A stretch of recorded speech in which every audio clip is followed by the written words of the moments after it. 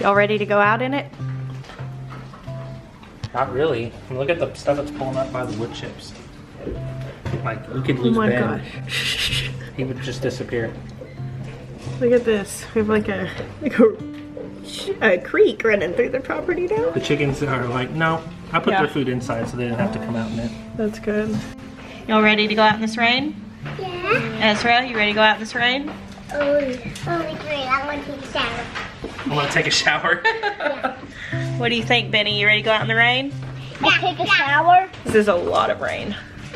We don't have it as bad as some people do. I know in Alabama, Daniel FaceTimed me this morning and showed me some of the flooding that's going on there, and it's bad. Yeah, it's definitely a ton of rain. And we're about to go load up all our kids. There's Go to the a seed pause. swap. There's a pause. Let's go. Let's go. Y'all ready? Y'all ready to swap some seeds? Yeah. Jackson's so excited. Look at him. He can hardly contain it. All the seeds. He's like, yes, all the seeds. My favorite thing. There's no place else I'd rather be than here. The seed swap is going really, really well. Lots of our viewers have come out to visit with us. We got to hug a lot of people's necks and give away lots of seeds. Ended up getting a lot of seeds, which I'm super excited about. Like some things that I've never even heard of before. So those will be new additions in the garden. But I just wanted to show you guys a little bit of what's going on here.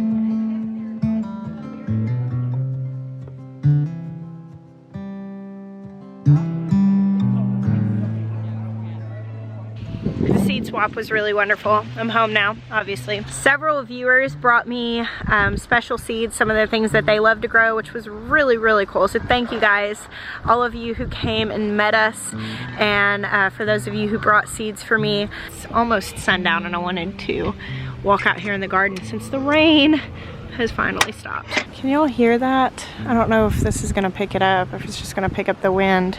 Our creek is like rushing from all this water. In the morning, tomorrow is supposed to be sunny and beautiful. So I will be in the garden. Maya is going to be working on the greenhouse right there. And I am making my plan. I just wanted to come down here now since the rain stopped and the sky cleared to walk around the garden. It's so wet. But it's time for me to start moving my trellises around. I'm gonna finish cleaning everything out since tomorrow is going to be a nice day. And I've gotta figure out what is going where, because this week I am direct seeding my radishes and some carrots, some beets, kale, lettuce, some calendula. All of that stuff is getting planted directly in the garden this week, which means it is time for me to hustle on getting the beds amended and these trellises moved around. Guys, this space is going to change so massively in just the next few months. It's kind of thrilling to stand right here and know that. This area is the place I'm having the hardest time on plan making. We're planning on doing no dig in this area, Charles Dowding style, but we're also talking about the possibility of putting in kind of some shallow raised beds. They wouldn't be deep like our other ones. Not that they're that deep. My other beds are only 18 inches. But just kind of like a short bed to make like a designated area for perennial things like an asparagus patch. You know, so we'll know what's there. I'm actually thinking about sitting down with a sketch pad, which I said I wasn't gonna do, this evening because I'm going to shoot that video tomorrow, sharing my tentative plan with you guys. And I wanna know what I'm talking about when I do that. Let's check on the tomatoes. Windy out there.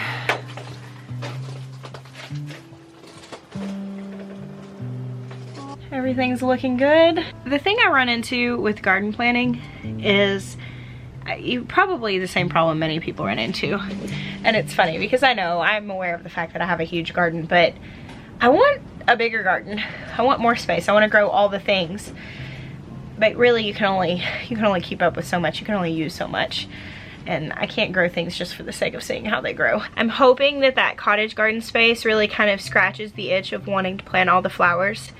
And I'm hoping that we're able to put it together in a way that is beautiful and functional, that we're able to grow a lot of our herbs in there. Maybe establish some berry bushes was our original plan, things like asparagus, but then also be able to grow all of those flowers that so make my heart happy. I'll still put flowers in my beds a little bit, but if I really focus them into that cottage garden area, I feel like I can grow what we need in the beds as far as food goes. When I got home today, the greenhouse was nearly 100 degrees because it was sunny. That's what happens when it's sunny. Whenever it's overcast, it's not much warmer than it is outside. I'm back down in the basement, and this has been kind of my place the last 2 days. I took a lot of seeds to the swap. I gave a lot of seeds away, and I did end up coming home with a handful of things like some purple sweet potatoes and some really neat spinaches, a tomato that I'm adding to the lineup that a viewer brought for me that I'm really, really excited about, and I'll have to show you about it later. I left my seeds in the van and Jeremiah took the kids to the movies, so I can't show it to you right now. However, I'm pumped. I'm adding another tomato to the list. I've actually started 80 something varieties of tomatoes, and I've had a few more get thrown in the mix. The one from the seed swap today, this Captain Lucky that a viewer sent me, and then I've got some seeds in my camera bag. They're not in English. I'm not sure what language they're in, but I'm going to grow those. And then I have found some seeds, some of you sent them to me, and somehow they got thrown in my camera bag, and they just say giant tomato on them, and so I'm gonna grow those also. So I am still starting a few more tomatoes, as well as these Gardenberry lychee tomatoes, which I've never grown these. I'd be interested to hear if this is something that you have grown. I was really intrigued by the description. It said that it is a large plant covered with thorns, sweet red fruit, and large white flowers. Fruit are about the size of a cherry and taste like a cherry crossed with a tomato. Gotta start these as well, along with the other things. But that's not what I've been working on. I have not been working on tomatoes. I'm actually trying to sort through my flowers. I'm basically trying to figure out what plants need to be direct sown, what plants need to be started, and when they need to be planted. I know that I am going to plant lots of marigolds, zinnias, calendula throughout the garden beds. Like, those are going to be in the garden beds. In the cottage garden, I'm going to plant some of everything. I would like to put all different kinds of flowers in there and just make it kind of like a pollinator heaven. And of course I do have the excuse of plant sales, so I'm going to start more than I need and then just go from there. The thing is, a lot of these seeds say to sow in place before your last frost. And so now I'm sort of just separating them into different piles for the things that need to be direct sown after the cold weather passes, things that can be direct sown before the cold weather is completely over, and things that need to be started inside now. Because right now I'm in that 6 to 8 week range before the last frost here. So this is when a lot of things need to be started in the greenhouse or under the grow lights. When I was little, my favorite color was purple, and my mom is a gardener and has been for a very long time. And when I was small, she bought purple roses and planted them right outside my bedroom window. So I like to ask my kids what they like and plant those plants for them. However, my boys don't show just a ton of interest in flowers, but I am going to have them go through and kind of give me their opinions and just sort of get some of their input on what we put in the garden. And right now, maybe it doesn't mean just a whole lot to them, but I hope that, you know, someday it will. Do y'all know how cool it is that now I can kind of justify just laying in the basement, going through seeds, sorting things out, researching them, figuring out how to grow them, and it's like kind of my job now. Isn't that awesome? So last year I did not start my zinnias ahead of time. I just direct sowed them, which worked fine. If you watched the garden tours last year, you know that our zinnias got huge and we had these big lovely patches, and those big lovely patches, there were only 6 seeds in each one of those originally, you know, once they set flowers and drop their own seeds. they spread, and I'll probably have zinnias popping up there for years. But I am kind of eager to speed things along, and some of the things I didn't start ahead of time last year, I am going to start ahead of time this year. Just because the sooner you get them started, the sooner you have flowers. The problem is narrowing down which ones I'm going to actually grow. Some of the other things that I'm really pumped to try that I've never grown before are some poppies and some dahlias. I've got all of these that I'm setting aside. The more I come across things that say to direct sow them outside, like this poppy says to direct sow 4 to 6 weeks before the average frost. I gotta get my garden in order because I can't just go sow these anywhere because I don't know where I'm putting everything. It's time for me to make a real plan, which means that I have to make a commitment about what I'm actually going to grow. Maya is the kind of person that doesn't love having lots of options. Like when he finds a shirt he likes, he just buys every color, and that's like his shirt for the winter. He likes to slim down the options and just keep them simple.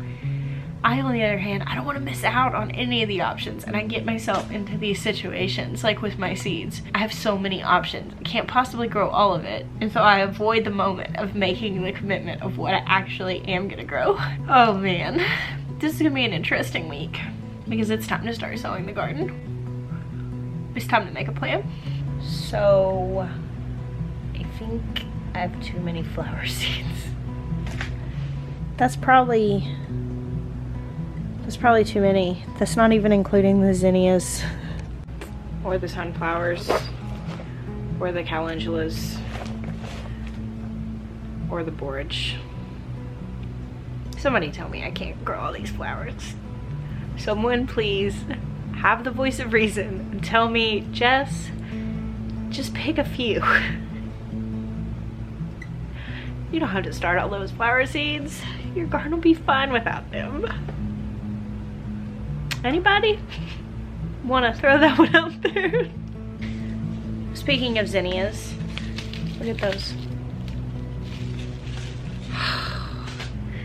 The garden is getting so close. I feel like I can taste it. This is why I've taken over the basement, because I can just leave this here until I have the brain power to come back and decide which ones I'm not going to plant. Last year I did all of this on the kitchen table, and you know, it was mentally hard for Jeremiah. He's so orderly. So I'm gonna start separating my tomato plants probably tomorrow. But until then, I come in here every day, a few times a day. Just kind of mess with them, rub my hands across them. So we don't want them to get leggy. So this just makes them a little stronger. Since they're down here where there's no wind, there is a vent right above these, so they do get a little bit of airflow. And it's also a good idea to have a fan going, not directly on them, but in the room where they are, because it can help the air move a little bit. Tomorrow will be a good day for me to separate seedlings, which I will do a video showing how to do that, because a lot of you have asked me that question. Because tomorrow is going to be really nice, and we're supposed to have some nice days this week, which means the greenhouse will be warm, and I can separate them and go ahead and move them right out there, and they should be fine. My Paul Robeson sprouts are all coming up, looking good. These are gonna make lots of people happy this year, and I'm gonna be one of them. It's one of my favorite tomatoes. As much as I would like to just sit in the basement playing seeds all the time, I do have to cook meals, clean my house, edit YouTube videos, you know, all of my other duties in life. Thank you guys for hanging out with me today. The seed swap was awesome. And again, I've encouraged you in the past, but I will continue to do so. Organize something like that. If you don't already have something like that in your area, be the one to put it together. If you see a need, just fill it. Thank you guys. I bless you. Until next time.